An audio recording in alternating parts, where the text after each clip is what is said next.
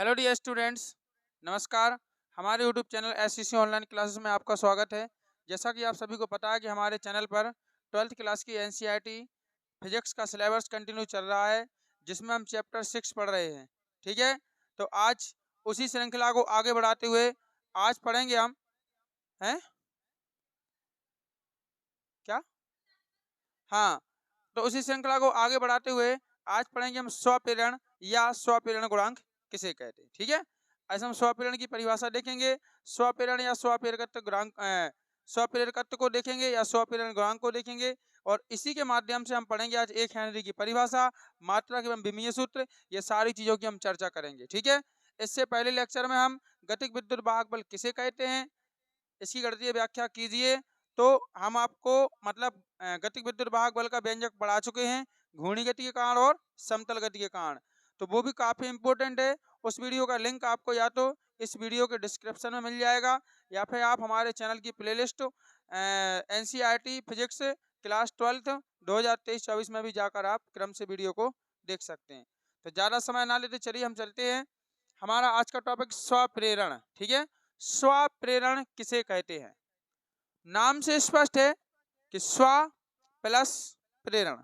ठीक है, यानी जो क्या हो स्वयं ही प्रेरित हो जाए, जो क्या हो जाए स्वयं ही प्रेरित हो जाए, उसे ही हम क्या कहेंगे, स्वप्रेरण कहेंगे। और आपको पता है कि इस चैप्टर में हम पढ़ क्या रहे हैं, धारा के बारे में क्या पढ़ रहे हैं, धारा के बारे में पढ़ रहे हैं।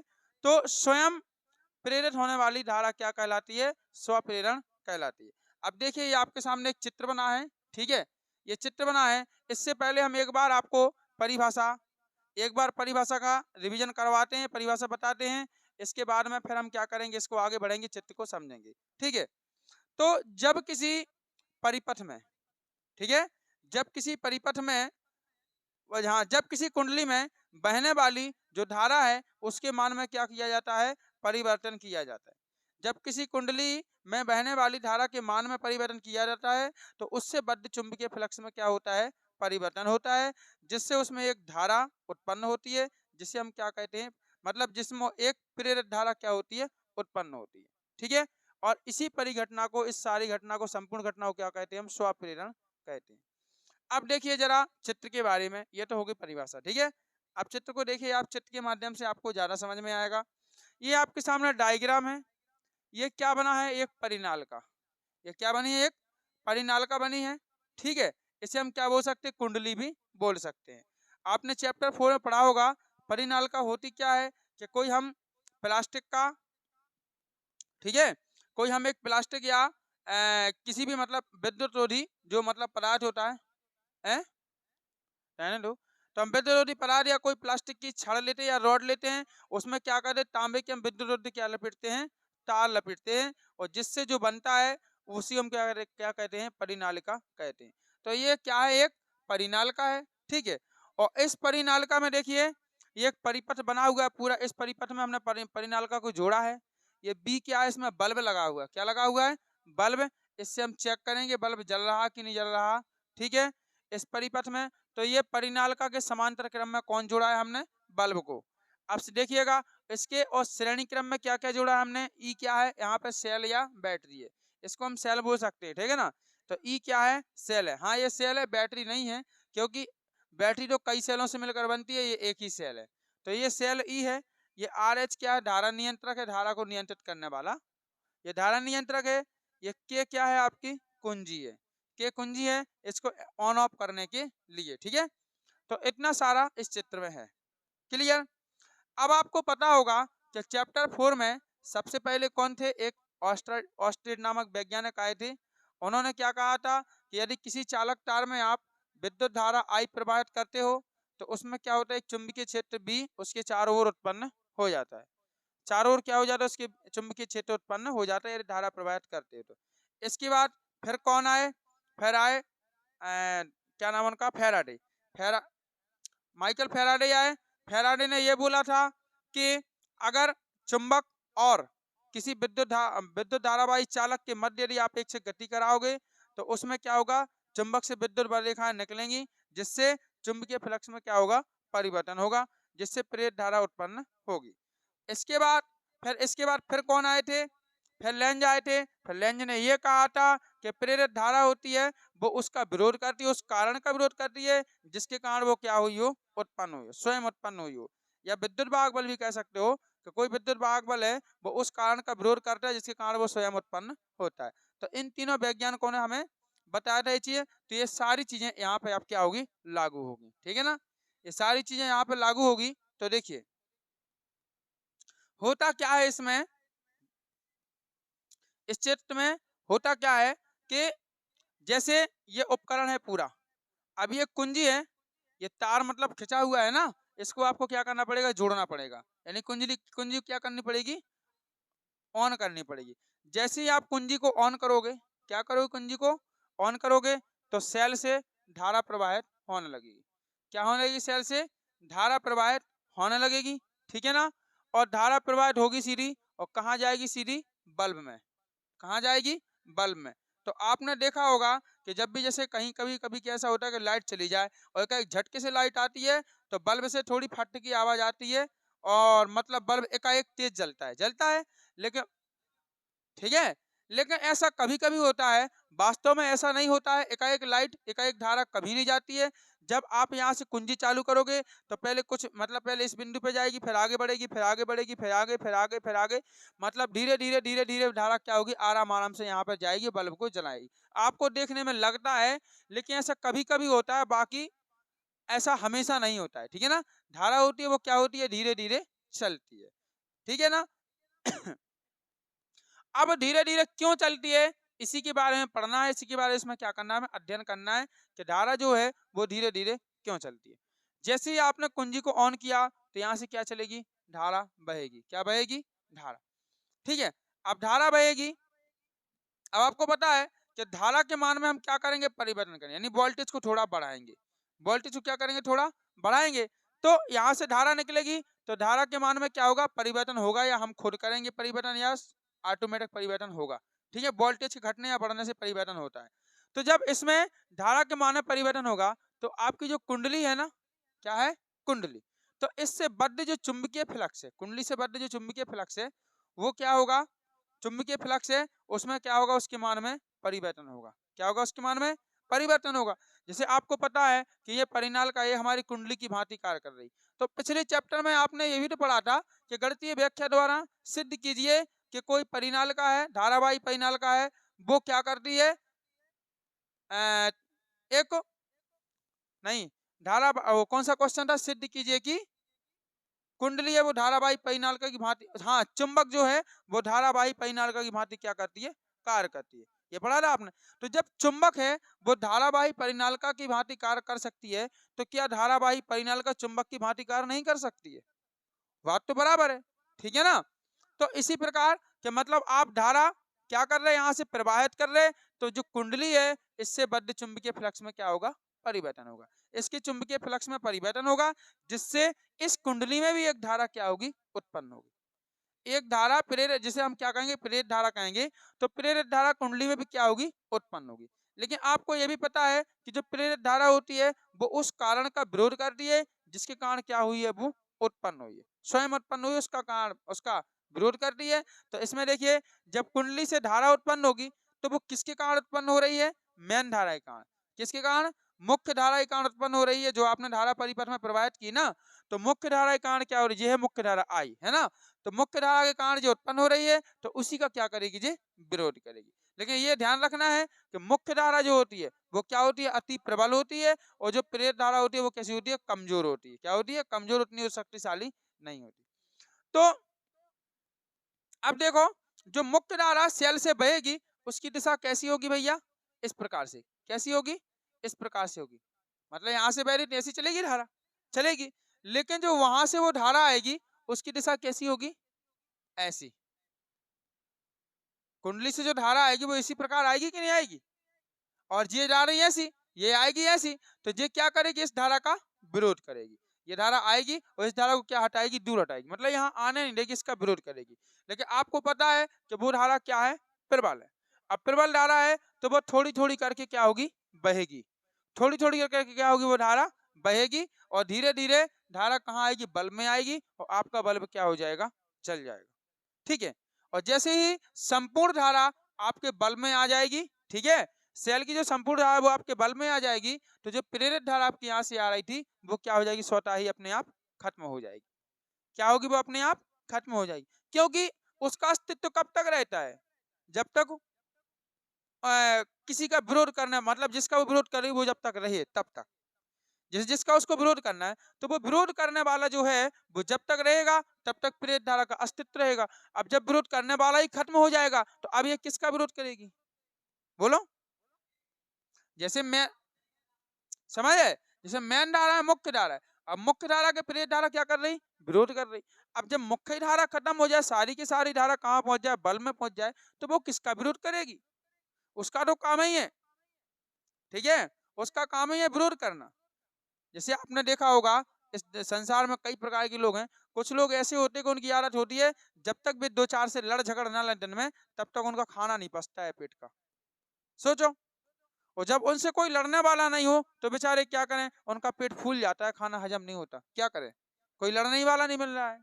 जब तक दो दो हाथ ना कर लें तब तक उनको खाना नहीं पचता है। और ये समझ लो कि अगर दो चार जनन से उन्हें दिन में झगड़ा कर लो तो वे 10 रोटी जाना खाते हैं उस दिन। ऐसे, हाँ, ऐसे कई लोग होते हैं, ऐसे उनकी आदत होती है कि दो चार से दिन में लड़ाई कर लें, 10 रोटी वो एक्स्ट्रा खाते हैं, खाना एक्स्ट्रा खाते। और जिस दिन कोई से लड़ाई ना हो उस दिन उन्हें टेंशन हो जाती है, भूखे नहीं रह जाते, उन्होंने जो पिछला खाना खाया उनका वो ही नहीं पचता है, तो वो आगे क्या खाएं, तो फिर वो खाना ही नहीं खाते, या खाते तो ऐसे थोड़ा मोड़ा खा लेते। तो इसी प्रकार से, तो जैसे वो लोग हैं उन्हीं लोगों से आप तुलना करके इस धारा को देख सकते हो कि मतलब जैसे यहाँ से आपने कुंजी को ऑन किया, यहाँ से मुख्य धारा ने चलना प्रारंभ किया, मुख्य धारा इसको प्रत्यावर्ती धारा बोल सकते हैं, ठीक है। अब प्रत्यावर्ती धारा क्या है ये आप पढ़ोगे अगले चैप्टर में, नेक्स्ट चैप्टर में 7 पढ़ोगे, ठीक है। तो प्रत्यावर्ती धारा यहाँ से चलना प्रारंभ करेगी, अभी हम इसको मुख्य धारा बोलेंगे। मुख्य धारा चलना प्रारंभ करेगी हैं, और जैसे ही मुख्य धारा क्या करेगी, गति करेगी, तो इसमें क्या होगा, फिर चुंबकीय फ्लक्स में परिवर्तन होगा कुंडली से बद्ध, जिसमें क्या होगी, प्रेरित धारा उत्पन्न होगी, जिसकी दिशा इस साइड होगी, और ये क्या करेगी, उस कारण का विरोध करेगी जिसके कारण जो उत्पन्न हुई हो। तो ये किसके कारण उत्पन्न हुई है, जो मुख्य धारा के कारण उत्पन्न हुई है, इसलिए क्या करेगी, ये मुख्य धारा का विरोध करेगी। इसलिए हमने इसको ऐसा बनाया, जी यहाँ से ऐसी आएगी और जे इधर से ऐसी आ रही, जे इधर से ऐसी टकराएगी, उसको दूर हटाएगी, विरोध करेगी। लेकिन इस धारा का मान क्या है, जाना है, इसलिए धारा थोड़ी थोड़ी करके यहाँ चली जाएगी बल्ब में, आपका बल्ब जल जाएगा। और जैसे ही संपूर्ण मुख्य धारा आपकी बल्ब में पहुंच जाएगी तो यहाँ पे विरोध करने वाला कोई नहीं रहेगा, तो ये जो मतलब ये धारा है ये ऑटोमेटिकली क्या हो जाएगी, खत्म हो जाएगी। इसको हम कुछ नाम दे देते हैं, चलो इस धारा को पहचानने के लिए क्या नाम दे रहे हैं हम, I1, क्या दे रहे हैं, I1 के, I1 क्या है, आपकी प्रेरित धारा, इसको ध्यान रखना है, और I क्या है, आपकी मुख्य धारा। इतनी बात क्या समझ में आई है। अब देखिएगा इसी के विपरीत देखो, इसी के क्या देखो आप, विपरीत। जब आप अभी आपने कुंजी को ऑन किया था, अब जैसे ही कुंजी को क्या करोगे, आप ऑफ करोगे, क्या करोगे, कुंजी को ऑफ करोगे। अब जब आप कुंजी को ऑफ करोगे तो धारा बल्ब से वापस आएगी, बल्ब से फिर धारा वापस आएगी, फिर आएगी तो फिर धारा गति कर रही, तो फिर इसके चुंबकीय फ्लक्स में परिवर्तन होगा, होगा कि नहीं। और फिर इसके चुंबकीय फ्लक्स में परिवर्तन होगा तो फिर इसमें एक प्रेरित धारा उत्पन्न होगी, फिर से क्या होगी, इसमें एक प्रेरित धारा उत्पन्न होगी। और प्रेरित धारा जो उत्पन्न होगी वो उस कारण का विरोध करेगी जिसके कारण वो उत्पन्न हुई है। तो किसके कारण उत्पन्न हुई है, धारा के वापस लौटने के कारण। किसके कारण उत्पन्न हुई है, धारा के वापस लौटने के कारण क्या हुई है, ये उत्पन्न हुई है, ठीक है ना। तो कहने का मतलब है कि ये धारा यहाँ से ऐसी आएगी अब, ठीक है ना। जैसे हम आपको अलग से कहाँ समझा रहे हैं, यहाँ जगह भी तो नहीं है, आ रहा हो। जैसे इस धारा को कहाँ लौटना है, चलो हम ऐसा कर रहे हैं, आपको यहाँ बता रहे हैं, ठीक है ना। यहाँ पे इस धारा को कहाँ लौटना है, वापस लौटना है, इस धारा को कहाँ लौटना है, वापस लौटना है।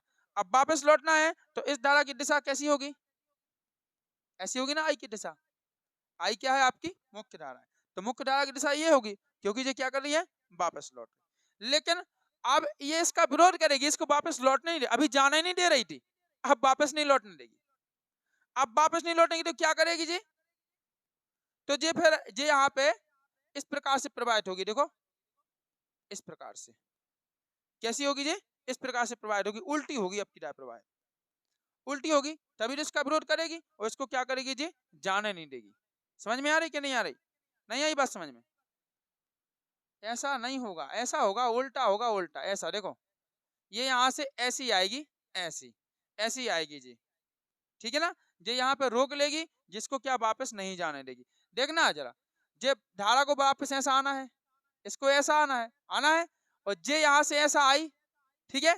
तो पहले जे इसका रास्ता रोक लेगी, पहले ये क्या कर लेगी, इसका रास्ता रोक लेगी, इसको जाने नहीं देगी, ठीक है। और या फिर नहीं तो आप इसको ऐसा मान सकते हो कि ऐसी आए तो ये ऐसी लौट जाए यहाँ वापस, और अगर ये धारा यहाँ तक आ गई तो फिर ये ऐसी जाएगी, ठीक है। इनका तीर शायद ऐसा, इनका तीर जैसा हमने पहले ही बनाया वैसा ही रहेगा, देखो वैसा रहेगा। देखो जी यहाँ से ऐसी आ रही और ये क्या करेगी, यहाँ से इसको ऐसा रास्ता क्या कर लेगी, रोक लेगी, ठीक है ना। ऐसा रास्ता रोक लेगी जिसको क्या करेगी, जाने नहीं, तभी तो विरोध होगा, होगा कि नहीं। तो हाँ ऐसे में होगा ना विरोध, ऐसे रोकेगी जी इसको, ठीक है। इस प्रकार से क्या ये वापस नहीं आने देगी, ठीक है। अब वापस नहीं आने देगी, लेकिन ये धारा प्रबल है, तो ये धारा जो है वो थोड़ी थोड़ी करके क्या आएगी, सेल में वापस आ जाएगी, और जैसे ही वापस आएगी तो ये प्रेरित धारा है जो क्या हो जाएगी, खत्म हो जाएगी, ठीक है। प्रेरित धारा क्या हो जाएगी, खत्म हो जाएगी। तो इस प्रकार से आपको ध्यान रखना है, ये होता है प्रेरित धारा का काम। और ये जब ये सारी परिघटना को अगर हम बोलें तो ये सारी जो परिघटना होती है उसको क्या कहते हैं हम, स्वप्रेरकत्व, वो स्वप्रेरण कहते हैं। इस पूरी घटना को हम स्वप्रेरण कहते हैं, ठीक। तो बताओ इतनी बात समझ में आई, कोनो डाउट हो किसी प्रकार का? कैसा? हाँ हाँ हाँ, मेन टॉपिक प्रेरित धारा का आएगा, मतलब जो स्वप्रेरण, उसका नाम ही है स्वप्रेरण, मतलब जो ऑटोमेटिक प्रेरित हो रही, ऑटोमेटिक उत्पन्न हो रही, उसी को कहेंगे हम क्या, स्वप्रेरण, ठीक है। तो ऑटोमेटिक कौन प्रेरित हो रहा है, प्रेरित धारा ऑटोमेटिक ये उत्पन्न हो रही है, इसी का टॉपिक है, इसी का कॉन्सेप्ट है। तो ये इस प्रकार से क्या करती है, विरोध करती है, ठीक है। तो बताइए क्या इतनी बात आप सबको समझ में आ रही? इसमें ऐसा तो नहीं कि हम कुछ गलत बता रहे हो आपको, कोई बात समझ में नहीं आ रही हो, हैं?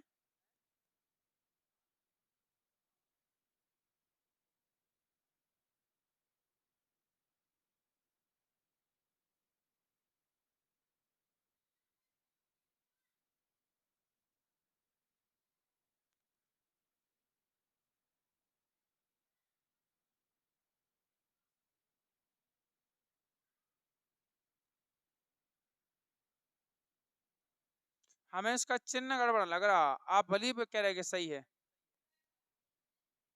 ये वाला, हैं? एक बार तो ऐसी है, दूसरे राउंड में हम बोल रहे, दूसरे राउंड में ऐसा नहीं होगा, दूसरे राउंड में ये धारा पहले से इधर आ जाएगी, तो फिर इसको ये आने नहीं देगी।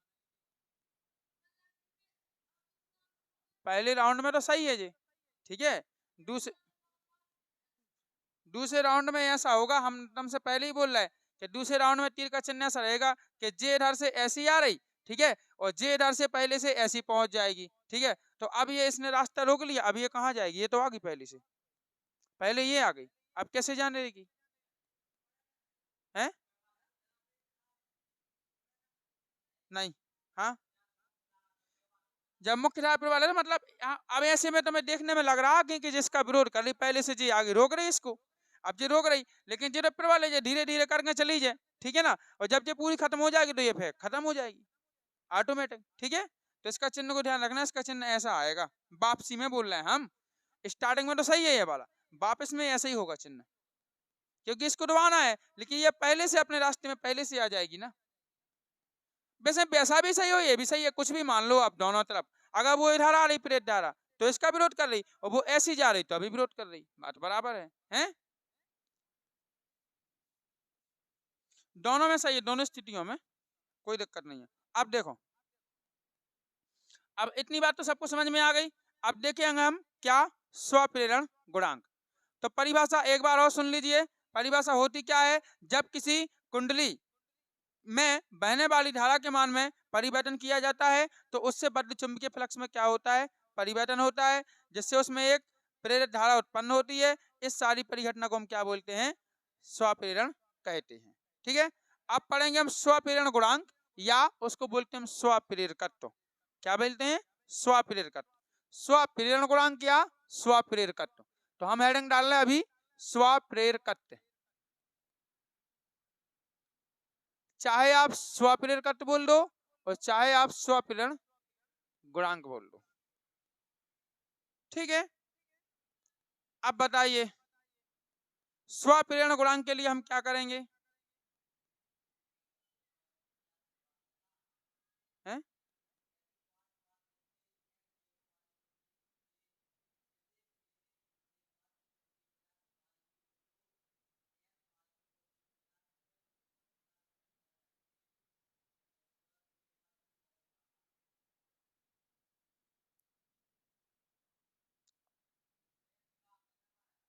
हम्म। हम्म।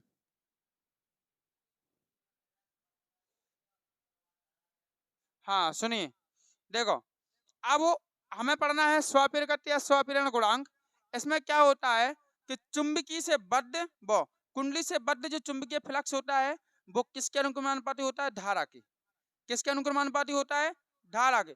क्योंकि देखना, अगर मतलब कहने का मतलब है कि चुंबकीय फ्लक्स में जितने तुम धारा का मान प्रबल करोगे, चुंबकीय बल रेखाओं की संख्या उतनी ही तो बढ़ेगी, बढ़ेगी। और जितना तुम धारा का मान क्या करोगे, कम करोगे, तो चुंबकीय बल रेखाओं की संख्या उतनी ही क्या होगी, घटेगी, कम होगी। यानी धारा के मान पर निर्भर करता है कौन, चुंबकीय फ्लक्स, ठीक है। हाँ, चुंबकीय फ्लक्स जो होता है, चुंबकीय फ्लक्स में जो मतलब इसका कुंडली से बद्ध जो चुंबकीय फ्लक्स होता है या कुल बल रेखाओं की जो संख्या होती है वो किसके अनुक्रमानुपाती होती है, धारा की। तो हम यहाँ पे लिख सकते हैं, क्या लिख सकते हैं कि फाइव भी बराबर, फाइव भी अनुक्रमानुपाती क्या कर सकते हैं हम, आई। फाइव भी अनुक्रमानुपाती क्या कर सकते हैं हम, आई कर सकते हैं। क्लियर।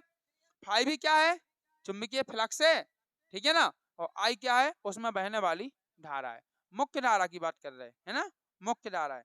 तो इस धारा का मान यदि अधिक होगा तो चुंबकीय फ्लक्स का मान भी ज्यादा होगा, चुंबकीय बल रेखाओं का मान ज्यादा होगा कि नहीं।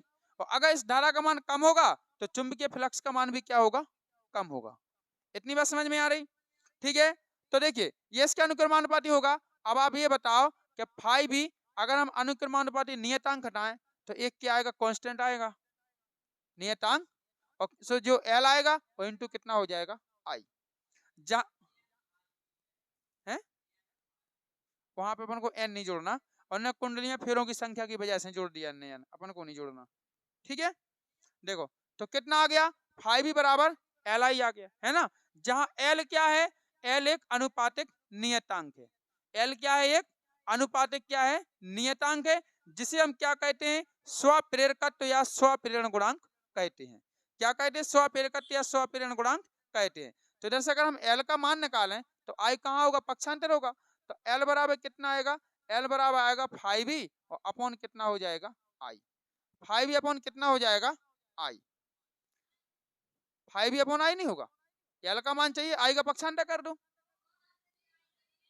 हैं। फाइव ही अपॉन आई आएगा कि नहीं आएगा। इसको आप क्या दोगे, समीकरण नंबर ए दे रहे, चलो ठीक है।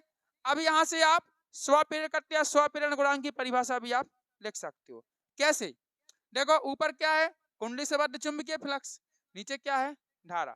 तो किसी कुंडली से बद्ध चुंबकीय फ्लक्स और उस कुंडली में बहने वाली धारा के अनुपात को क्या कहते हैं, स्वप्रेरकत्व या स्वप्रेरण गुणांक कहते हैं।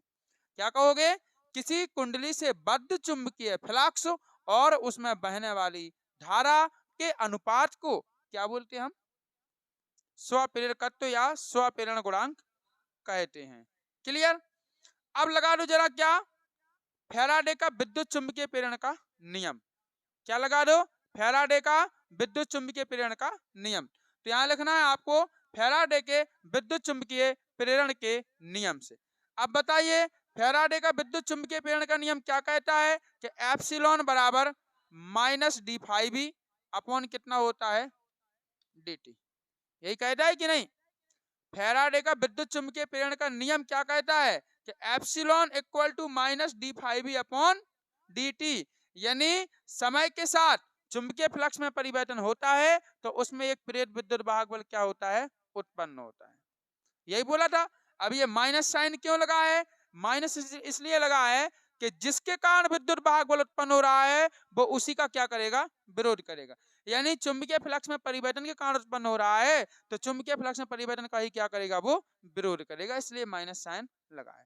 कोई दिक्कत है? समीकरण ए से आप क्या करो? मान रख दो फाइव का। क्या रख दो? मान। तो यहाँ पे हम क्या करेंगे? माइनस यहाँ पे करेंगे डी अपॉन डी टी, जो करता हूँ। अब बचा हमारे पास बी, तो बी का मान क्या है? एल आई, ठीक है ना। तो क्या रख दो? बी का मान आप एल आई रख दो। क्लियर? अब यहाँ से एल क्या है? स्वप्रेरण गुणांक, ये तो खुद एक नियतांक है, तो इसको क्या कर दो अपन? बाहर ले लो, ठीक है ना। तो epsilon equal to minus L बाहर निकलेगा, तो कितना बचेगा? डी आई और अपॉन क्या आएगा? D T. D I upon क्या आएगा? D T. अब D I upon D T क्या है? धारा के मान में परिवर्तन। समय के साथ धारा के मान में परिवर्तन, डी डी लगा है ना आई में, तो डी का मतलब क्या हो रहा है? डेल्टा। डेल्टा का मतलब क्या हो रहा है? परिवर्तन। तो समय के साथ धारा के मान में परिवर्तन D I upon D T.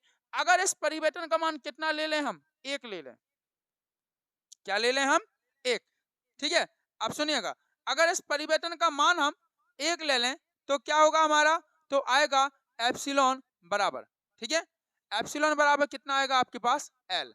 Epsilon बराबर कितना आएगा? एल। अब आपको माइनस साइन को नहीं लगाना है, माइनस चिन्ह को अब नहीं, क्योंकि माइनस चिन्ह सब जगह थोड़ी लगाना, बस वो तो वहां विद्युत चुंबकीय प्रेरण का नियम दिखाया था इसलिए लगाया था, ठीक है। यहाँ पे माइनस नहीं लगेगा। ये आया कहां से? क्योंकि हमने क्या किया? ये क्या किया हमने कि चूंकि जो D I upon D T है उसका मान कितना ले लिया? एक, यानी एकांक। क्या ले लिया? एकांक ले लिया, मतलब इकाई परिवर्तन हमने कर दिया, ठीक है। तो D I upon D t का मान जैसे हमने एक लिखा तो यहाँ पे एक रखेंगे तो क्या मिलेगा हमें? एप्सिलॉन बराबर एल मिलेगा। माइनस को अब नहीं लगाना है, माइनस को केवल वो तो माइनस क्या करता है? उसका प्रेरित विद्युत वाहक बल जो होता है वो अपने कारण का विरोध करता है, इसलिए माइनस वहां पे दिखाया था। यहाँ पे माइनस के चिन्ह आपको सब जगह नहीं लगाना है। जैसे मान लो कि आप कहीं पे कोई सवाल आ गया और सवाल हल करोगे तो क्या आप माइनस लगाओगे? सवाल में माइनस नहीं लगेगा, ठीक है। सिर्फ आप जब नियम लगाओगे तब उसको वहां दिखाना है माइनस, बाकी माइनस किसी को इफेक्ट नहीं करता है, माइनस फिर नहीं लगाना पड़ता है, ठीक। तो सुनिए, तो इस प्रकार से एप्सिलॉन बराबर क्या आ गया? एल आ गया। यानी अब यहां से भी हम एक रिजल्ट दे सकते हैं। क्या रिजल्ट दे सकते हैं? कि मतलब जो स्वप्रेरकत्व या स्वप्रेरण गुणांक होता है वो किसके बराबर होता है? प्रेरित विद्युत वाहक बल के बराबर होता है। कब? जब उसके धारा परिवर्तन के मान में क्या करें हम? इकाई वृद्धि करें, ठीक है ना। धारा के मान में क्या करें? इकाई वृद्धि करें या धारा में इकाई परिवर्तन कर दें, ठीक है। अगर आप धारा में इकाई परिवर्तन का मतलब D I upon D t का मान आपने एक लिया कि नहीं लिया? एक का मतलब इकाई है, एकांक। तो अगर आपने धारा के मान में इकाई परिवर्तन किया तो जो प्रेरित विद्युत वाहक बल है वो उसके स्वप्रेरण के स्वप्रेरकत्व गुणांक के बराबर, स्वप्रेरण गुणांक के बराबर होगा या स्वप्रेरकत्व के बराबर होगा। तो यहां से आप एक रिजल्ट दे सकते हो। क्लियर है? अब देखिएगा, अब निकालेंगे हम इसका क्या? मात्रक। क्या निकालेंगे हम इसका? मात्रक। मात्रक कैसे निकाला जाता है? तो मात्रक के लिए आपको क्या लेना पड़ेगा? समीकरण ए लेना पड़ेगा, क्योंकि किसका निकालना है? हमें एल का निकालना है। किसका निकालना है? एल का। तो हम क्या करेंगे? तो यहीं से देख लो आप, समीकरण कितने को देख लो? ए को। समीकरण एक में क्या लिखा है? 5e और अपॉन क्या है? आई। 5e अपॉन क्या है? आई। आप चाहे लिख लो क्या एल बराबर क्या होता है? 5e और अपॉन कितना होता है? आई। तो एल बराबर, आप बताओ 5e क्या है? चुंबकीय फ्लक्स। और चुंबकीय फ्लक्स का मात्रक हमने क्या बताया था आपको? चैप्टर 5 में ही बताया था, वेबर। क्या बताया था? वेबर। और प्रति, ठीक है। और इसको क्या बोला था हमने? एम्पियर। इसको क्या बोला था? एम्पियर, ठीक है। वेबर प्रति एम्पियर बताया था, ये क्या हो गया इसका मात्रक। एल का मात्रक लिख सकते हो वेबर प्रति एम्पियर। और सुनिए, और इसी को हम क्या कहते हैं? हेनरी कहते हैं। इसी को क्या कहते हैं? हेनरी। मतलब वेबर प्रति एम्पियर है उसको क्या बोलते हैं हम? हेनरी बोलते हैं। वेबर प्रति मीटर को क्या बोलते हैं हम? सॉरी, वेबर प्रति एम्पियर को क्या बोलते हैं हम? हेनरी कहते हैं। तो चलिए अब यहाँ से हम एक हेनरी की परिभाषा भी देख लेते हैं। कभी कभी पेपर में एक हेनरी की परिभाषा भी पूछी जाती है। क्या पूछी जाती है? एक हेनरी। हेनरी भी एक वैज्ञानिक थे। क्या थे हेनरी? एक वैज्ञानिक। तो 1 हेनरी की परिभाषा आप कैसे दे सकते हो? हमने क्या बोला कि वेबर प्रति मीटर स्क्वायर किसका मात्रक है? एल का मात्रक है, और इसके मात्रक को हम 1 हेनरी भी बोल सकते हैं। क्या बोल सकते हैं? हेनरी। तो एल के स्थान पे क्या लिखेंगे हम? हेनरी। एल के स्थान पे क्या लिखेंगे हम? हेनरी। और यहाँ कितना आएगा आपका? वेबर। कितना आएगा? वेबर। और बटे कितना आएगा? एम्पियर। कितना आएगा आपका? एम्पियर। वेबर प्रति एम्पियर आ गया। अब देखो आपको क्या करना है, सब में एक एक जोड़ देना है। कितना जोड़ देना है? एक एक। यहाँ एक जोड़ दो, यहाँ एक जोड़ दो, और यहाँ भी एक जोड़ दो। तो देखो इधर परिभाषा क्या बन रही है, इधर देखो पहले सूत्र बना है 1 हेनरी बराबर 1 वेबर और बटे 1 एम्पियर। तो आप क्या कहोगे, यदि किसी कुंडली में 1 एम्पियर धारा प्रवाहित की जाए और उससे बद्ध चुंबकीय फ्लक्स कितना हो? 1 वेबर हो, तो उसके स्वप्रेरकत्व को या स्वप्रेरण गुणांक को 1 हेनरी कहा जाता है। क्या कहा जाता है? 1 हेनरी।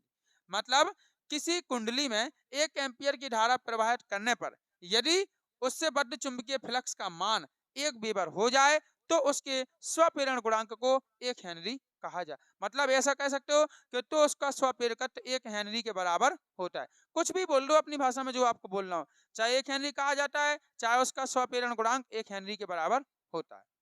तो इस प्रकार से आप इसकी परिभाषा दे सकते हो। नीचे से लगाना है नंबर, कहां से लगाना है? नीचे से। जब किसी कुंडली में या जब किसी परिपथ में 1 एम्पियर की धारा प्रवाहित की जाए और यदि उस कुंडली से बद्ध या उस परिपथ से बद्ध चुंबकीय फ्लक्स 1 वेबर हो तो उसका स्वप्रेरकत्व गुणांक 1 हेनरी के बराबर होता है। वैसे परिपथ नहीं, कुंडली बोलना ज्यादा सही रहेगा। क्या बोलना आप? कुंडली। तो बताइए ये बात समझ में आई है? कहा हाँ या ना? जी तो कुछ बोले ही नहीं रहे हैं। हाँ, सब आ गई। हाँ नहीं तो बोला जा कम से कम। ठीक है, ये हो गया। अब इसके बाद इसका क्या निकालना है? विमीय सूत्र। क्या निकालना है? विमीय सूत्र। वैसे तो विमीय सूत्र आप जानते ही हो, लेकिन फिर भी आप शॉर्ट में देख लो कि विमीय सूत्र कैसे निकालते हैं। विमीय सूत्र तो किसको देखना है आपको? समीकरण ए को उठाना है। किसको उठाना है? समीकरण ए को। समीकरण ए में देखो एल बराबर कितना? 5e/i है। ठीक है, एल बराबर है आपका 5e/i। देखो इधर एल बराबर 5e/ कितना है? आई। इससे नहीं निकलेगा विमीय सूत्र, 5e/i से निकलेगा, इससे नहीं निकलेगा, ये नहीं निकलेगा, इससे निकलेगा, ऊपर वाले से निकलेगा। 5e बराबर li। यहाँ भी नहीं निकलेगा विमीय सूत्र, इससे निकलेगा। ठीक है, एप्सिलॉन बराबर -d5e/dt। सो इससे भी नहीं। यहाँ पे आओ li ये वाला, इसको कोई समीकरण देना था, इसको समीकरण देना कछु नाम। इसको देखो ये हम अलग से बंद कर रहे, इससे निकलेगा मान। ठीक है, इससे निकल आएगा आपका मान। यहाँ पे क्या है देखो, एप्सिलॉन बराबर कितना? L into D I upon कितना है? D T. यही है, L upon D I upon कितना है? D T. तो अब देखना, अब आपको क्या करना है, यहाँ से एल का चाहिए हमें। किसका चाहिए? एल का। तो एल को यहीं छोड़ दो, तो कितना आएगा? एप्सिलॉन और गुणे क्या आएगा? D T upon D I. क्या हो जाएगा? D T upon D I. तो ये होगा आपका एल बराबर, एल बराबर आएगा आपका एप्स नहीं, एप्सिलॉन गुणे D I upon D T, D T upon D I का। हाँ आओ, तुम्हारी समझ में नहीं आ रही। देखो एप्सिलॉन बराबर -l और D I upon D T है। एल को नहीं छोड़ दो, एल को छोड़ेंगे तो सुनो सुनो, जो डी टी है उसका गुणा किससे होगा? है हुज्जे। और जो अब जो डी आई गुणा में, तो वो काय के में आए, काय में आ जाए, तो वैसे तो हम लिख रहे हैं। नहीं आई समझ में? एप्सिलॉन गुणे D T upon D I आ जाए, आ जाए कि नहीं आ जाए? अब एप्सिलॉन क्या है? विद्युत वाहक बल या प्रेरित विद्युत वाहक बल। अब विद्युत वाहक बल का फॉर्मूला आपको पता है क्या होता है, आपने 3 अध्याय में पढ़ा होगा। एकांक आवेश को पूरे विद्युत परिपथ में चलाने के लिए जितना कार्य करना पड़ता है उसे हम क्या कहते हैं, विद्युत वाहक बल कहते हैं। तो विद्युत वाहक बल का फॉर्मूला क्या बनेगा, W अपॉन Q। क्या बनेगा, W अपॉन Q, यही है, क्या बनेगा, W अपॉन Q। सही है, मिला चलियो, नहीं मिला रहे, W अपॉन Q और इंटू कितना है आपका dt अपॉन कितना है di। ठीक है, हाँ वो तो एक ही बात है। अब क्या करो आप, इसका मान रख दो। अब देखो W का क्या होता है, L बराबर चल रहा है, W का होता है ml2 2 होता कि 3 होता, -2 होता है, सही तो है, ml2t-2 और इंटू इंटू देखो इधर क्या है साथ में dt, तो dt का क्या होगा, केवल t समय है ना, और बटे यहाँ पे क्या है आपका q, तो q का क्या होता है 80, और क्या है साथ में आपका di, तो i का भी क्या होता है, ना ना ना ना ना, q का कितना होता, हाउ 80, सही है, और i धारा, धारा का क्या होता है केवल एम्पियर, इसका आएगा एम्पियर। ठीक है, अब देखो 1t से 1t क्या हो गया कैंसल। अब देखो इधर L बराबर क्या बचेगा, ml2t-2, अब देखो a गुणा a2 बन जाएगा और a2 पर चला जाएगा तो क्या होगा a-2, और यही क्या है L का विमीय सूत्र, इतना ही है। ठीक है, तो ये इसका आपका विमीय सूत्र हो जाएगा। इस प्रकार से था हमारा स्वापीड़न। तो इसमें हमने क्या क्या निकाला, हमने इसको पूरा चित्र को समझा, स्वापीड़न किसे कहते हैं परिभाषा समझी, फिर हमने क्या किया स्वापीड़कत्व गुणांक को निकाला, इसके बाद इसी के माध्यम से हमने 1 हेनरी की परिभाषा भी दी। ठीक है, और 1 हेनरी की परिभाषा देके एल का हमने मात्रक भी निकाला और एल का साथ में विमीय सूत्र भी निकाला। बताओ, बोलो, क्लियर है, और कहीं पूछना कुछ तो बताओ है। हाँ हाँ बोलो, पूरा दोहरा दें, अच्छी बात है। देखो एक बार पूरा दोहरा दें, देखिएगा। हाँ, तो हमें क्वेश्चन है हमारा स्वप्रेरण किसे कहते हैं। पहले स्वप्रेरण देखो, जब किसी कुंडली में बहने वाली धारा के मान में परिवर्तन किया जाता है तो उससे बद्ध चुंबकीय फ्लक्स में परिवर्तन होता है, जिसके कारण प्रेरित धारा उत्पन्न होती है। इस सारी घटना को हम क्या कहते हैं, स्वप्रेरण कहते हैं। देखिए आपके सामने चित्र बना हुआ है, इसमें ये कुंडली है, ये बल्ब लगा है, ये सेल ई है, ये धारा नियंत्रक RH है और ये कुंजी के है।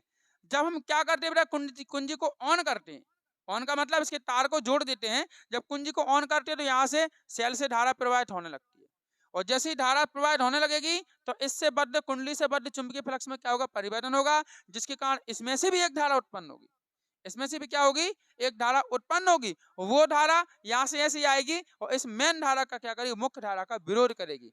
क्यों, मुख्य धारा के कारण उत्पन्न हुई ना, तो उसी का क्या करेगी, क्या कर देगी, वो विरोध कर देगी मुख्य धारा का, उसको जाने देगी। लेकिन आपको पता है कि ये धारा मुख्य है, इसका क्या है, मतलब ये धारा प्रबल होती है। कैसी होती है, प्रबल होती है, इसलिए इसको कोई फर्क नहीं पड़ता, ये धीरे धीरे जाती है और जैसी बल्ब में सारी धारा पहुंच जाएगी तो ये धारा ऑटोमेटिक स्वयं ही क्या हो जाएगी, खत्म हो जाएगी।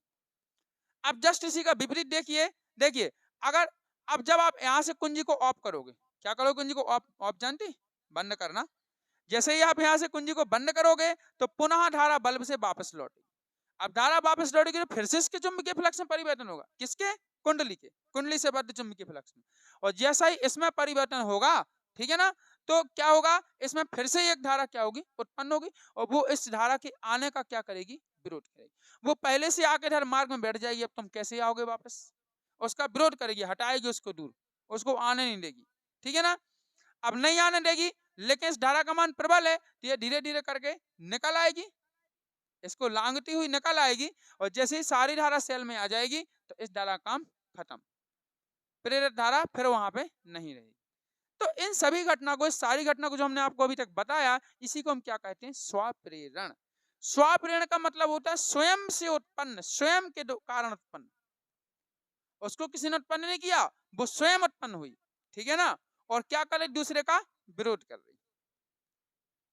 तो इस घटना को हम क्या कहते हैं, स्वप्रेरण। एक बार परिभाषा फिर से आप सुन लीजिए कि जब किसी कुंडली से बद्ध जब किसी कुंडली में बहने वाली धारा के मान में परिवर्तन किया जाता है तो उससे बद्ध चुंबकीय फ्लक्स में क्या होता है, परिवर्तन होता है, ठीक है ना। और जिससे उसमें एक प्रेरित धारा उत्पन्न होती है, जिसे हम इस घटना को क्या कहते हैं, स्वप्रेरण कहते हैं, ठीक है। अब परिभाषा के बाद हम पढ़ेंगे स्वप्रेरकत्व या स्वप्रेरण गुणांक किसे कहते हैं। हमने आपको बताया कि हमें ये बताओ कि जब आपने इसमें धारा प्रवाहित की तो चुंबकीय फ्लक्स में क्या हुआ, परिवर्तन। किसके कारण हुआ, धारा की प्रबलता के कारण। किसके कारण हुआ, धारा की प्रबलता के कारण। जब हमने तुम्हें लेंज का नियम पढ़ाया था तो हमने क्या बताया था कि चुंबक को तुम जितने स्पीड से लाओगे विद्युत बल रेखाओं की संख्या उतनी ही क्या हो जाएंगी, बढ़ती जाएंगी। और जितना तुम चुंबक को दूर लेते जाओगे कुंडली से उतनी विद्युत बल रेखाएं क्या होंगी, घटती जाएंगी। तो बताइए यहाँ पे प्रबल धारा बह रही तो धारा का मान बढ़ेगा तो क्या चुंबकीय फ्लक्स का मान नहीं बढ़ेगा, चुंबकीय फ्लक्स का मान बढ़ेगा। और अगर हम यहाँ से धारा को, मुख्य धारा को अगर कम कर दें तो क्या चुंबकीय फ्लक्स का मान कम नहीं होगा, होगा कि नहीं होगा। तो इसलिए हमने क्या कहा है कि किसी कुंडली से बद्ध चुंबकीय फ्लक्स हमेशा किसके अनुक्रमानुपाती होता है, उसमें बहने वाली धारा के, उसमें बहने वाली धारा के क्या होता है, अनुक्रमानुपाती होता है। अब देख लो अनुक्रमानुपाती में धारा बढ़ेगा फ्लक्स बढ़ेगा, धारा घटेगा फ्लक्स भी घटेगा, ठीक। और फ्लक्स क्या है, कोई अलग से नहीं है, फ्लक्स चुंबकीय बल रेखाओं की संख्या ही फ्लक्स है, ठीक। अब देखिएगा जैसे हम इस समानुपाती के चिन्ह को हटाएंगे तो बराबर लगाएंगे तो एक कांस्टेंट आएगा जिसे हम क्या बोलेंगे, कैपिटल एल। और जहां एल क्या है, हम सारी की सारी भाषा यहाँ लिख नहीं रहे, हम मात्र आपको समझा रहे हैं भाषा का। भाषा लिखें तो हमें तो सुबह हो जाएगा पढ़ाते पढ़ाते, तो अभी हमारे 4-5 टॉपिक क्लियर नहीं होंगे, तो हम यहाँ भाषा ही लिख रहे हैं। अगर आप पीडीएफ नोट्स चाहते हैं तो हमसे कांटेक्ट कर लें 95 89 38 55 10 पर, ठीक है। चलिए देखिए, तो यहाँ से तो क्या हो जाएगा, एल आई आएगा, जहाँ एल क्या है, एल एक समानुपातिक नियतांक है या अनुपातिक नियतांक है, जिसे हम इसी को क्या कहते हैं, स्वप्रेरकत्व या स्वप्रेरण गुणांक कहते हैं। अब ये बोलने में कंफ्यूज होते हैं, स्वप्रेरण स्वप्रेरण गुणांक स्वप्रेरकत्व कभी कभी उल्टा भूल जाता है, ध्यान रखना है। अब अगर हम यहाँ से मान निकालना चाहें एल का तो आई को क्या करेंगे, पक्षांतर करेंगे तो 5 के बटे में जाएगा, है ना। तो एल बराबर क्या निकलेगा, 5 समीकरण नंबर कितना हो जाएगा, ए। लेकिन आपको पता है कि इसके बारे में फैराडे ने भी हमें कुछ बताया था। जब प्रेरित धारा उत्पन्न हुई तो इससे पहले तो विद्युत वाहक बल उत्पन्न होगा कि नहीं, तभी तो प्रेरित धारा उत्पन्न हुई। तो इससे पहले विद्युत वाहक बल उत्पन्न हुआ होगा, तो यही कारण है कि हमें इसमें फैराडे का विद्युत चुंबकीय प्रेरण का नियम लगाना पड़ता है। तो फैराडे के विद्युत चुंबकीय प्रेरण के नियम से उसने क्या कहा था, किसी कुंडली, हाँ, जब किसी कुंडली से बद्ध चुंबकीय फ्लक्स में परिवर्तन होता है तो उसमें क्या होता है, एक प्रेरित विद्युत वाहक बल उत्पन्न होता है। यानी एप्सिलॉन बराबर minus d phi B upon कितना आएगा, डी टी। यही तो है चुंबकीय फ्लक्स में परिवर्तन। चुंबकीय फ्लक्स में परिवर्तन हो रहा है ना, तो प्रेरित विद्युत वाहक बल भी क्या हो रहा है, उत्पन्न हो रहा है। ये और माइनस चिन्ह इस बात का द्योतक है, इस बात का प्रतीक है कि वो उस कारण का विरोध करता है जिसके कारण वो स्वयं उत्पन्न हुआ। तो चुंबकीय फ्लक्स में परिवर्तन के कारण क्या हो रहा है, वो मतलब बहने वाली धारा के कारण क्या हो रहा है, उत्पन्न हो रहा है। या ऐसा कह सकते हैं कि चुंबकीय फ्लक्स के मान में परिवर्तन का क्या हो रहा है, परिवर्तन के कारण ये विद्युत वाहक बल उत्पन्न हो रहा है, इसलिए उसी परिवर्तन क्या करेगा, ये विरोध करेगा। इसीलिए परिवर्तन पे ही तो लगा है माइनस, कहाँ लगा है, परिवर्तन पे। परिवर्तन का विरोध कर रहे हैं। अगर परिवर्तन ज्यादा हो रहा हो तो वो कहेगा कम हो, वो कम करेगा उसको, ठीक है ना। और अगर परिवर्तन कम हो रहा है तो वो ज्यादा करने का प्रयास करेगा, है ना, विरोध ही करता है वो, तो सीधी बात है। देखिएगा, है ना। तो परिवर्तन क्या करता है, चुंबकीय फ्लक्स में परिवर्तन क्या करता है, वो विरोध करता है। अब क्या होगा यहाँ, हाँ आगे चलो। तो अब यहाँ से आपको एल बराबर minus D upon D T जो करता हूँ, और 5 का एल आई मान रखना, कहाँ से, यहाँ से। एल कांस्टेंट है, बाहर निकाल दो, D I upon D T आएगा। जब पर D I upon D t का मान जब 1 कर दोगे तब यहाँ पे आप जानते हो कि यहाँ 1 रखेंगे तो क्या मिलेगा आपको, एप्सिलॉन बराबर आर। यहाँ से एक आप रिजल्ट दे सकते हो। इसकी तो हमने परिभाषा नहीं बताई, यहाँ परिभाषा भी आप लिख सकते हो। क्या लिख सकते हो कि किसी कुंडली से बद्ध चुंबकीय फ्लक्स और उसमें बहने वाली धारा के अनुपात को उसका स्वप्रेरकत्व या स्वप्रेरण गुणांक कहते हैं। यहाँ परिभाषा लिख सकते हो इसके रूप में, ठीक है।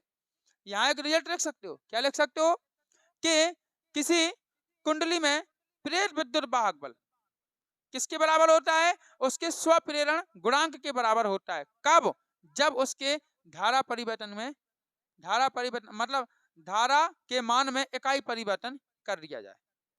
धारा के मान में क्या कर दिया जाए, इकाई परिवर्तन कर दिया जाए या एकांक परिवर्तन कर दिया जाए, क्योंकि di/dt के मान हमने एक लिया ना, ठीक है। अब आ जाओ काय पे, यहाँ मात्रक पे। तो L बराबर, इसी से आपको मात्रक निकालना है, क्या है d5 कितना है I। अब d5 का मान होता है वेबर और बटे I का मान, I का मात्रक एम्पियर, तो मात्रक हो गया।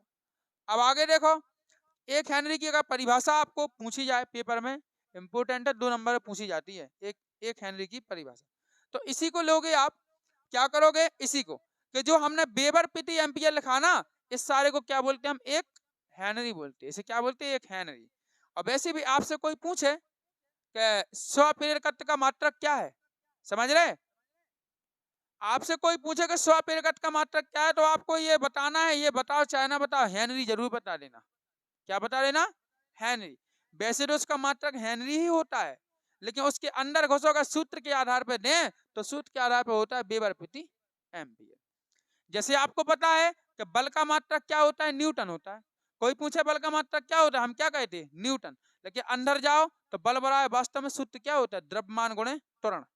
तो द्रव्यमान का क्या होगा, किलोग्राम डैश, त्वरण का क्या होगा, मीटर प्रति सेकंड स्क्वायर। तो आप ऐसा ही बोल सकते हो, किलोग्राम डैश मीटर प्रति सेकंड स्क्वायर। ये रियल मात्रक है, जबकि न्यूटन क्या है, व्यवहारिक मात्रक। व्यवहार में तो हम न्यूटन ही बोलते हैं, क्या बोलते हैं, न्यूटन। और ये दोनों मात्रक है, अधिकतर 99% न्यूटन ही का यूज किया जाता है, सभी लोग न्यूटन ही बोलते हैं। 1% कोई समझदार होता है, वो कहता है किलोग्राम डैश मीटर प्रति सेकंड स्क्वायर, दूसरों को भ्रमित करने के लिए बोल लेता है वो, समझ रहे। ऐसे इसमें होता है कि वास्तव में रियल मात्रक व्यवहार में हम सभी लोग क्या बोलते हैं, इसका हेनरी ही बोलते हैं। इसका मात्रक आपको हेनरी ही बताना है। लेकिन अगर आप ज्यादा बुद्धिमान और पढ़े लिखे हो, आप किसी को अगर बनाना चाहते हो, तो किसी ने पूछा स्वप्रेरण का मात्रक, कहना वेबर प्रति एम्पियर। अब वो कहेगा ये तो होता ही नहीं है।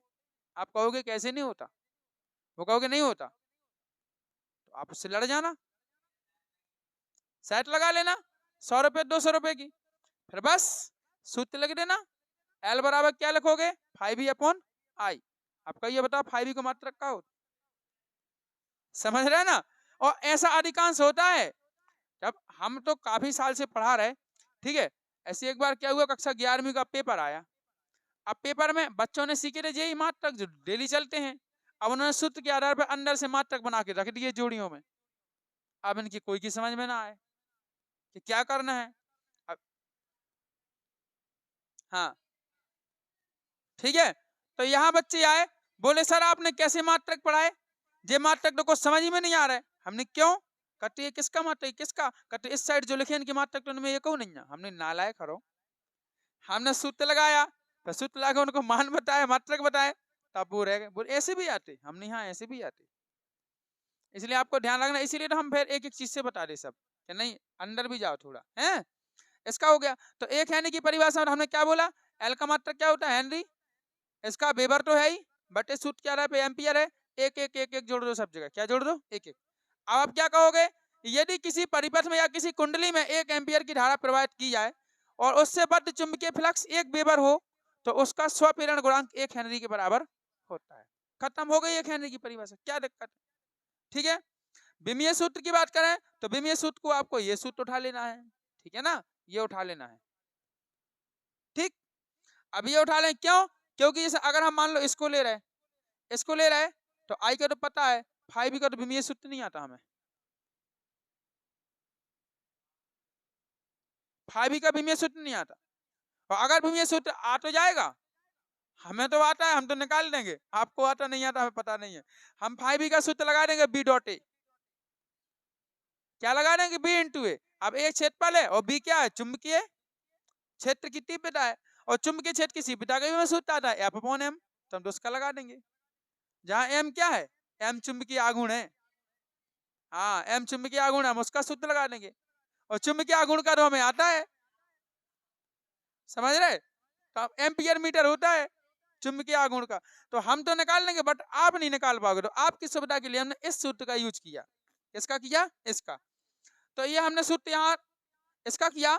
तो देखो एल बराबर कितना होगा, अब देखो इधर ये एप्सिलॉन है, एल को यहीं छोड़ो, डी टी का गुणा करो, डी आई का क्या दे दो, भाग दे दो। ठीक है, तो एल बराबर क्या निकलेगा, एप्सिलॉन गुणे D T upon D I. Epsilon का पता है, एप्सिलॉन क्या है, प्रेरित विद्युत भागबल है। और विद्युत भागबल हम 3 चैप्टर में पढ़ चुके हैं धारा विद्युत में। तो एकांक आवेश को सारे विद्युत परिपथ में चलाने के लिए जितना कार्य किया जाता है उसे हम क्या कहते हैं, विद्युत भागबल कहते हैं। यानी एप्सिलॉन बराबर होता है डब्ल्यू अपॉन क्यू। तो यहाँ पे हम रख दिया W upon Q into d T upon D I. W का पता है M L two T minus two into, और डी टी का क्या है, टी है, अपॉन क्यू का क्या होता है, ए टी, इंटू आई का क्या होता है, केवल ए, एम्पियर। टी से टी कैंसिल, ए का ए में गुणा हुआ ए स्क्वायर को ऊपर पहुंचाया तो M L two T minus two A minus two. इस प्रकार से आपका ये क्वेश्चन कंप्लीट हुआ। नेक्स्ट क्वेश्चन में नेक्स्ट वीडियो में पढ़ेंगे हम इसके अनुप्रयोग, एक लंबी परिनालिका के कारण चुंबकीय क्षेत्र स्वप्रेरण गुणांक, और एक हाँ तो अब इनके अनुप्रयोग पढ़े ना, एक लंबी परिनालिका के लिए स्वप्रेरण गुणांक, और एक पढ़ेंगे हम एक समतल समतल वृत्ताकार कुंडली के स्वप्रेरण गुणांक का व्यंजक। ठीक है, तो हम ये 2 अनुप्रयोग पढ़ेंगे और फिर जाएंगे हम अन्योन प्रेरण पर। ठीक है, तो यदि आपको वीडियो पसंद आए तो वीडियो को लाइक करें, शेयर करें और कमेंट करके जरूर बताएं। हाँ, हमारे चैनल को सब्सक्राइब करें एवं बेल आइकन प्रेस करके ऑल पर क्लिक कर दें ताकि आगे आने वाली सभी वीडियो की नोटिफिकेशन आप तक पहुंचते रहें। तो